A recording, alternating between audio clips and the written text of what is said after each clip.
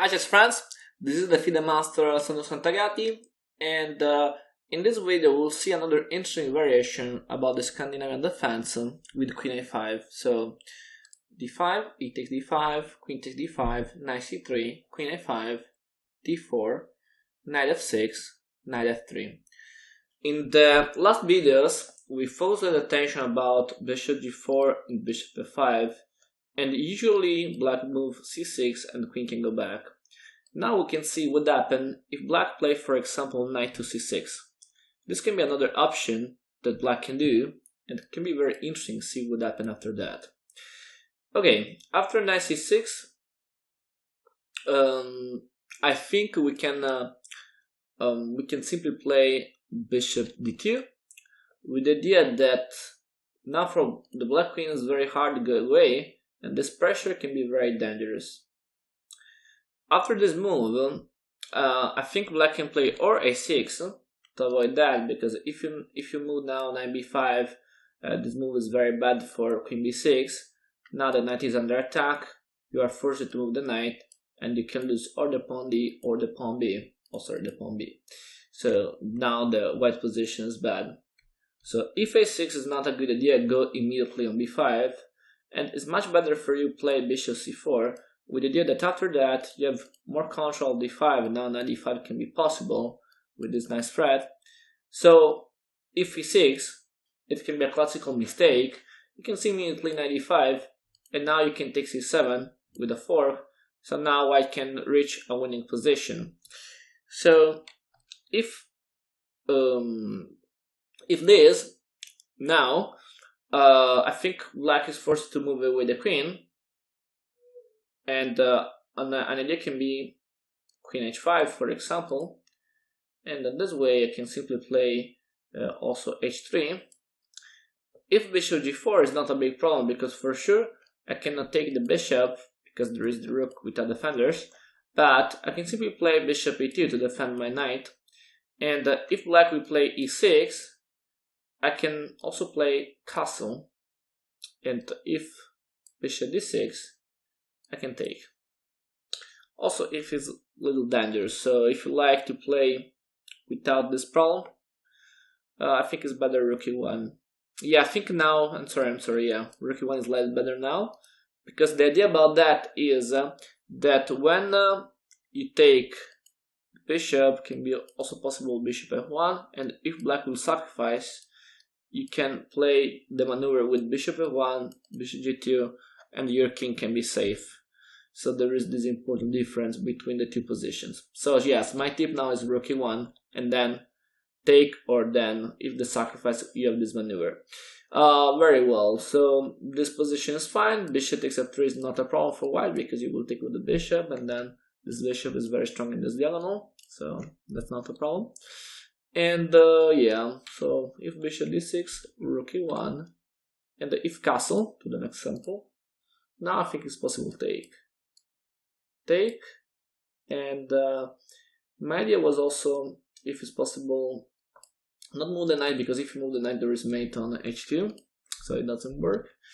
But my idea was play something like g3, because after that my knight is free to go. So I don't know, if rook d8, I'm thinking about knight h4, now I can attack this knight. So yes, now I can defend easily my position.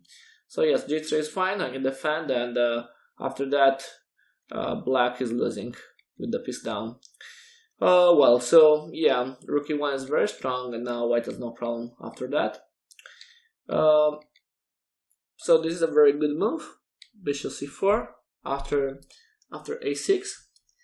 If black play another variation, for example bishop g4, now I think knight b5 immediately is strong. The only move is queen b6, and now my tip is play c4 immediately, with the simple idea to play c5.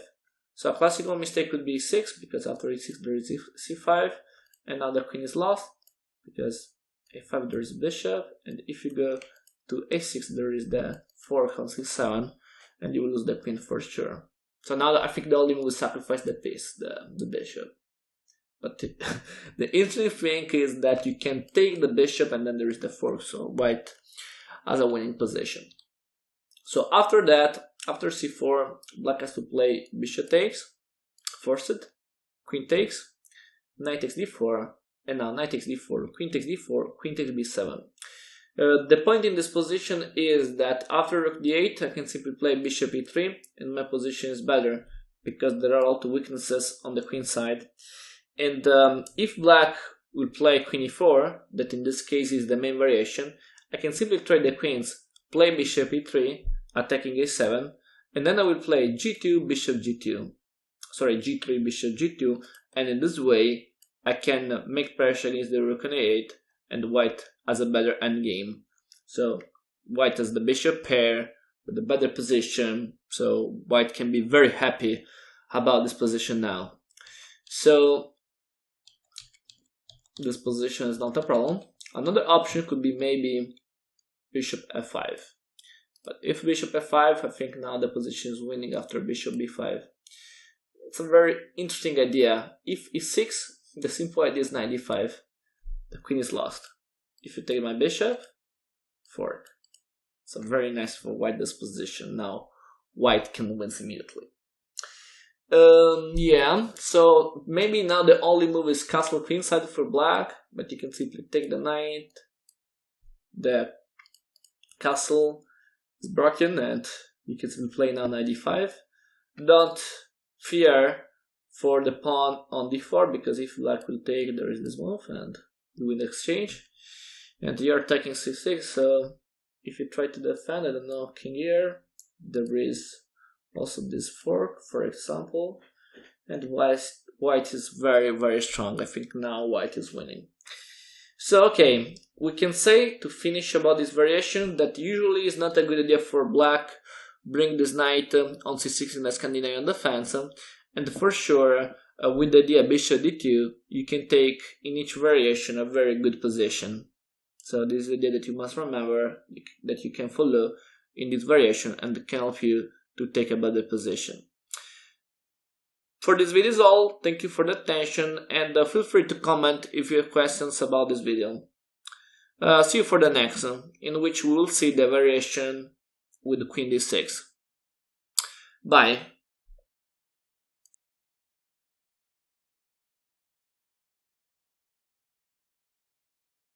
Remember to follow me on social networks and share the video with your friends. Thanks!